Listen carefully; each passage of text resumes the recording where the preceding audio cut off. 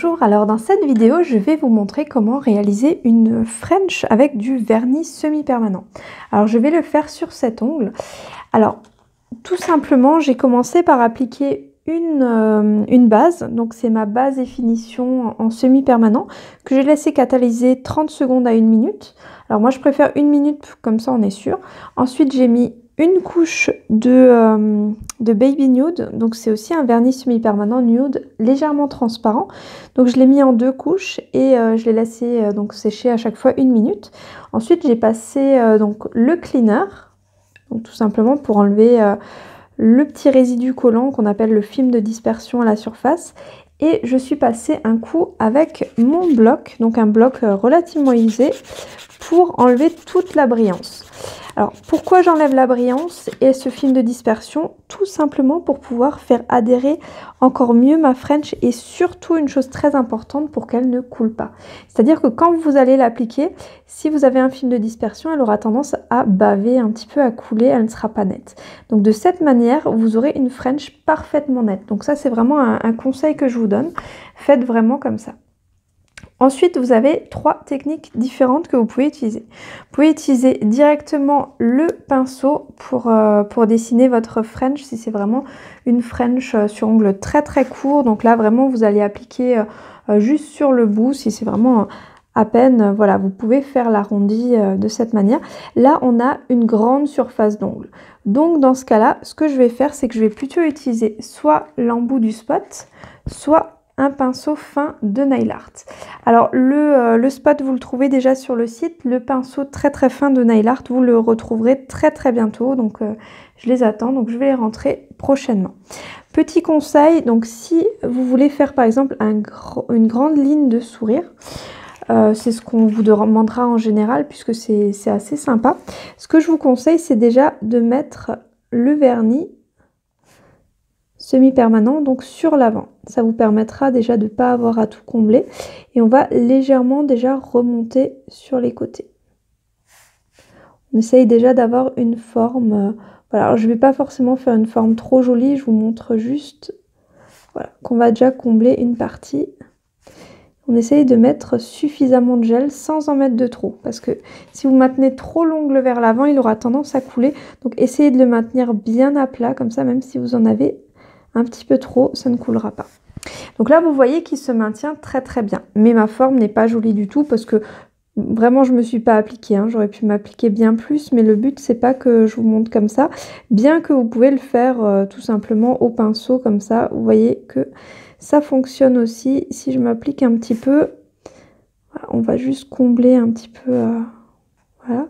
À la limite, vous pouvez même faire 2 couches de French, mais si vous réussissez du premier coup, ce sera pas forcément nécessaire. Donc vous voyez que c'est déjà possible de le faire simplement avec le pinceau, ça va être très très simple. Maintenant, si vous voulez encore améliorer cette forme et bien combler, je vous conseille quand même de prendre soit le spot, soit le pinceau. Pour ça, donc j'utilise un petit peu de gel sur mon pinceau.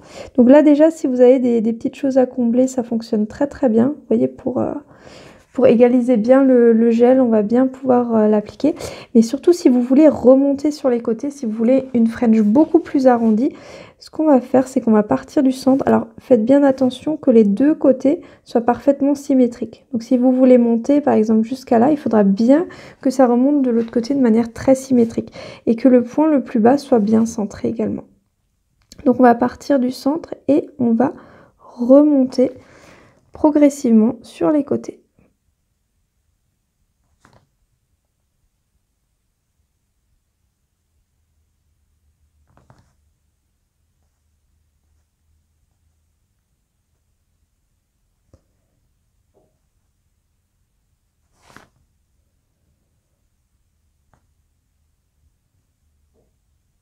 Vous voyez que là, je tire la matière, j'en reprends pas forcément. S'il y a besoin, vous pouvez en reprendre, mais n'en mettez pas trop au départ pour éviter après d'avoir des gros paquets, ce serait pas très joli. Alors, vu que ce n'est pas évident de travailler comme ça, dans l'autre sens, par contre, on va faire l'inverse. Donc, on essaye de repérer et on va bien partir dans le coin, alors vraiment, vraiment le plus possible dans le coin, et on va venir tirer un trait relativement droit. Donc là, je reprends de la matière pour retirer et combler donc tout cela. Là, je vais venir tourner. Donc, vu que j'ai bien fait mon coin, je vais venir reformer mon centre.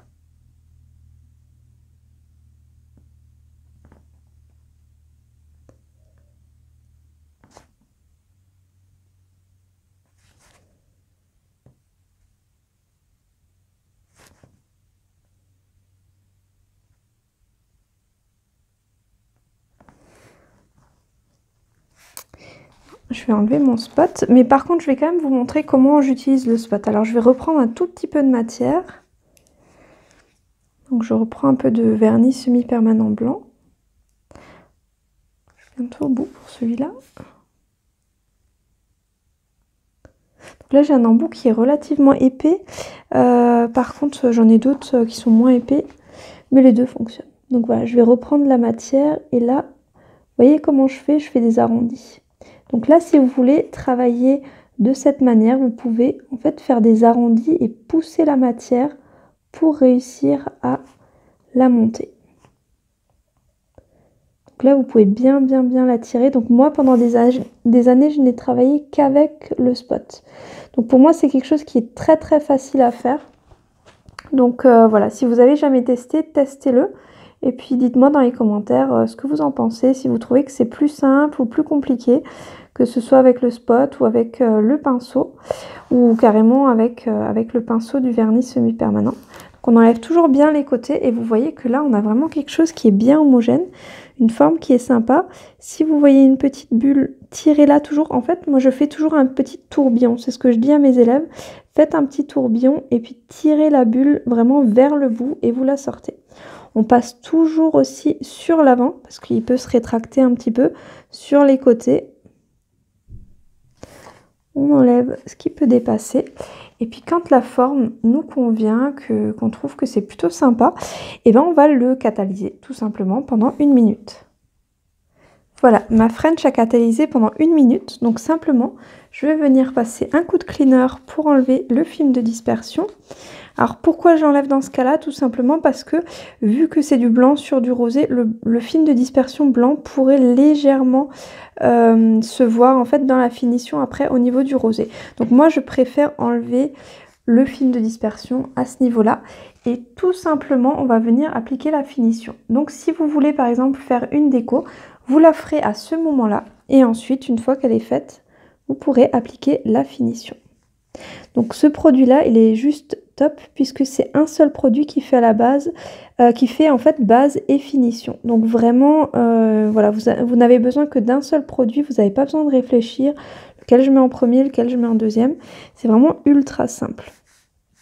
Donc par contre, la seule difficulté qu'il y a au niveau de la finition, c'est donc de bien penser à passer sur les côtés.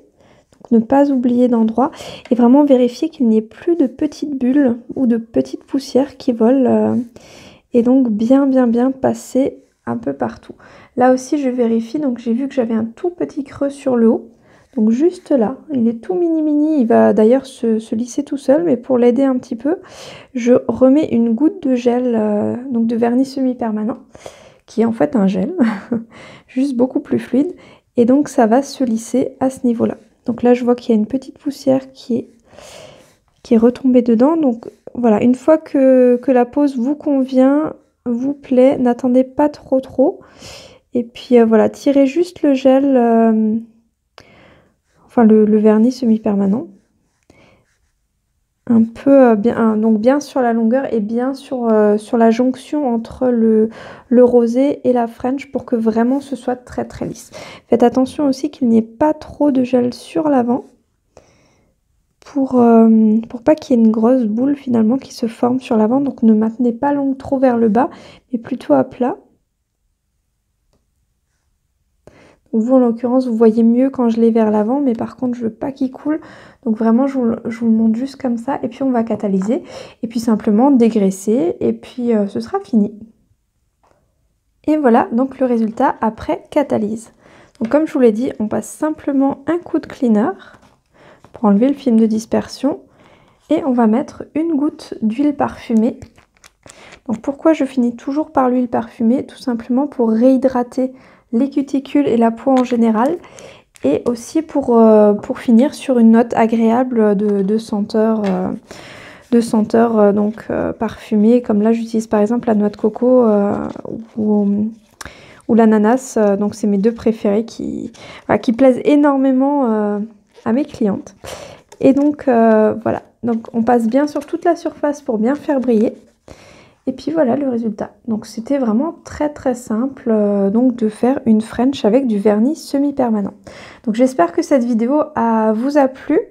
Et puis si vous n'êtes pas encore abonné à la chaîne, n'oubliez pas de vous abonner et de partager cette vidéo et puis les autres avec vos amis qui seraient intéressés.